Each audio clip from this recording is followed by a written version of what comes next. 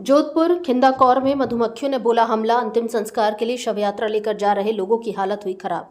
कई लोगों को मधुमक्खियों ने बनाया शिकार। सब छोड़कर खुद को बचाते नजर आए अंतिम संस्कार में शामिल लोग। भारत संवाद से दीपक सिंगवाड़ की रिपोर्ट। आज ये हमारे खिंदाकौर में कोई जेठू सिंह का पुत्र था, अचानक घटना हो गई, इसलिए हम गांव के अंदर दाग संस्कार करने के लिए आए थे।